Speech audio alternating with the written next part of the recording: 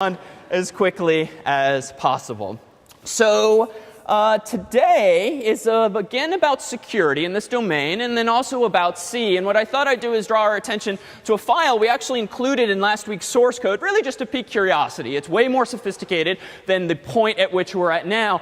But back in 2007, it was the day or so before a CS50 lecture when the first jailbreak code was released for the iPhone. Jailbreaking generally means to hack an iPhone in such a way that you don't have to use it on AT&T, or you can install unauthorized software on it, or just generally reclaim control of the phone that's otherwise pretty locked down by Apple. And what was fun at the time, and fast forward to today, is that it was actually implemented, that first hack, in C code. And so if you're just curious to see how something like this might work, I've just opened in gedit a file called iunlock.c. And scrolling down through this file, you'll see that even though there's a lot of new stuff, you'll see some familiar syntax, sharp include. Apparently not just standard I/O though, but some other files in there as well. And if you scroll down, you'll see some things we'll get to in a few weeks, structs and so forth.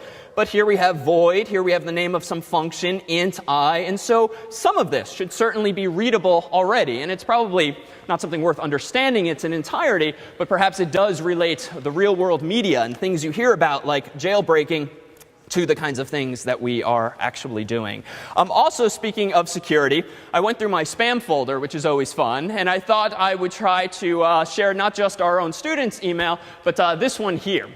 So it's not particularly helpful to read the entirety of this thing, but the immediate takeaway should be do not click on any links in an email like this. As you will see towards semester's end, it is trivial to write a program that actually sends email. It's trivial to write a program that sends email as though it's from your roommate. And so you see a lot of spam on the internet that's also customized in such a way that it seems to be from your own mail server's domain. This piece of spam here specifically mentions college.harvard.edu. Well, it's really not hard to spam every possible username within college.harvard.edu with something like this, generally known as a phishing attack. The idea being trying to hook unsuspecting users into clicking a link like that. Click here, and what generally happens once you've clicked there?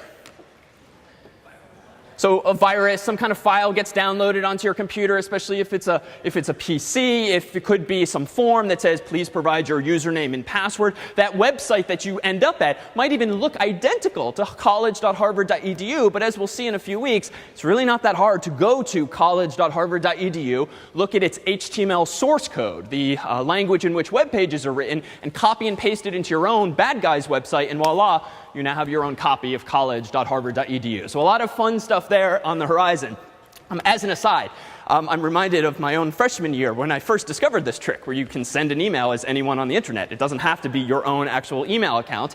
And so, of course, my proctor mates and I were engaged in some stupid argument over email within Matthews. And I decided to be the ever so witty one and send a reply from the opposing argument side, essentially conceding to whatever stupid argument we were having.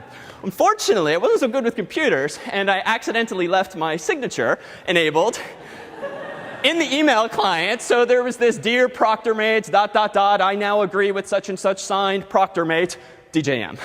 So kind of an idiot. So in any case, we'll see how to do this and actually how to do it well so that it serves you for good purposes and not that. This stuff too, and this is really just a silly one. Anytime you see a domain name ending in 0lx.net, this too should be a tell. And later in the semester, we'll talk about other signs, frankly, of security potential breaches. But realize, too, this is a fascinating numbers game, right? Even though most of you, all of you in this room might laugh and think, I'm never going to click on a link like that. That may be true. But if you send out an email to 1 million people and only 1% of people are not like you and they do actually click, that's 10,000 victims for whatever attack this actually is. So there's this notion of order of magnitude in computer science and in data analysis that we'll get to before long that just really speaks to the power of statistics, frankly. And even something stupid like this. Right? All you need is 1% of those people clicking on an email, which is practically free to send, and voila, you've done something either particularly lucrative or malicious. This one too, this is the last one. This one I received as an attachment, right? I get all sorts of ads for Viagra and such, but this one came in as an okay, wait a minute. This one came in as an advertisement in my spam folder, as an attachment in my spam folder. So what's going on here, right? Why is, first of all, this attachment all wavy? Why is it an image in the first place and not text? Yeah, so part of it is spam filters hopefully won't actually catch this, because what most spam filters do are looking for pattern matching. Something else we'll talk about later in the semester, looking for keywords like Viagra and words that, you know, people might use in an email, but statistically you're more likely to use it in some kind of spam. And so they've used an image because you can't really do text analysis on this, at least not as easily. But you can do text analysis. You can do what's called OCR, optical character recognition, but by kind of making the image wavy in this way, which they probably did with Photoshop or something like that, it just makes it harder for applications like that to actually interpret what this image is. Now, as for fun, and also just to make sure I wasn't taking us someplace sketchy, I did go to da85.ru this morning, but it does seem to have been taken down, so it's now a dead end. So now a more serious note. We're at the point in the semester where folks need to make a decision between staying or leaving, and we always see comments like this screenshot here. So this is from a website with which you're probably very familiar. We see, though, comments that are a little more explicit. And this is not to make light of comments like these. This happens every semester to some subset of students. Here, 1, 2.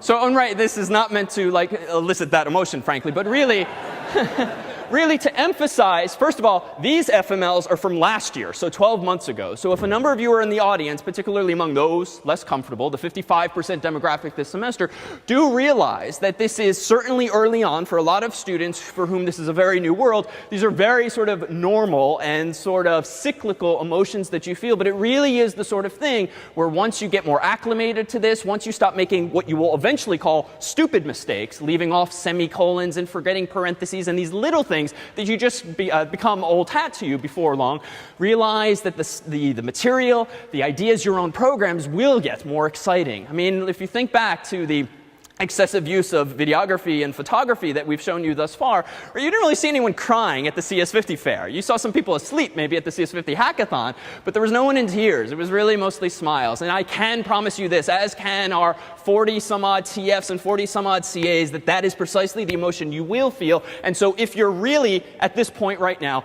honestly, I dare say this is more a function of strategy and your current work habits as they relate to 50 and not something fundamental to the material itself. As I said a week or so ago, honestly, if you feel that sort of stress sort of building up in you, if you're working on some PSET, it's already 3 a.m., 4 a.m., well, just honestly call it a night. Take it a break, because even I can't sort of code under pressure, and much better than to cash in that late day that you might have, or simply to take a break and come back to it rather than waste some 3-4 hours staring at a frustratingly blinking prompt only to get nowhere. Honestly, this happens to me to this day. It's just no fun, and it's not easy to code under stress. And if anything, reach out to me, Rob, Matt, or any of your now assigned teaching fellows if you have any questions or concerns. But realize there have been many, many others before you. Not in tears, just before you. So, where are we going this week? Let's set the stage and let's dive back into some of that code. So in PSET 2, the problem domain is security, and more specifically cryptography, the art of encrypting information. And most any time you encrypt information, you need some secret between you, say Alice, and the other person, Bob, because otherwise there's no way for the two of you to know how to interpret what might look like nonsense that you're sending across the internet or across a room on a piece of paper. So in cryptography, there's this notion of plain text, the original message depicted there at left. Then there's the notion of ciphertext depicted there in the middle. And the ciphertext is the scrambled stuff. It looks like nonsense. It looks like random letters, but there's some algorithm. There's some process for reversing that scrambled text. And that's, of course, known as decryption. And that yields back the plain text. And so you need some secret. And the simplest kind of secret might be, well, if I want to write the letter A, let me actually write to my significant other in the class the letter B. And if I want a B, I write a C, and a C and a D, and so forth. You rotate, perhaps, the letters by one place. Or you can be fancier, rotate them by 2 places, or 3 places, or 13 places, though hopefully not 26 places.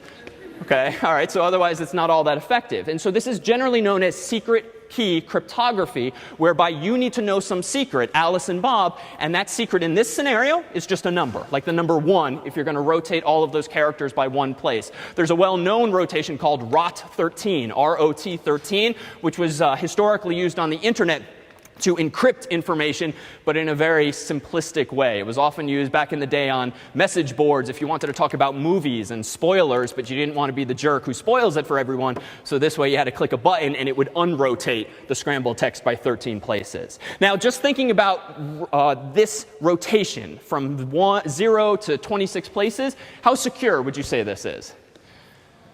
Right? It's not all that secure, all right? It might be tedious and time-consuming to figure out what a handwritten note says, because you'd have to redo it all by hand, and you could guess. Maybe A is B, B is C, and so forth. If you screw up, maybe A is C, B is D. So you might have to do this some 25 times to actually figure out what the secret was, and then voila, the secret is cracked. Well, what you're going to do in pset 2 is actually automate all of that so that all you have to do is run a command, and bam, decrypted, or bam, encrypted. Certainly a computer can do this much faster. But you can actually do better than this so-called Caesar cipher. So the Caesar cipher is the name given to any of these rotational ciphers, whereby you take an alphabet and you kind of rotate it conceptually this way so that A lines up with some different letter. And this is what little Ralphie was referring to in A Christmas Story, when he actually was using that secret decoder ring to crack the be sure to drink your Ovaltine advertisement. So this is again named after Caesar, but then years later there came along another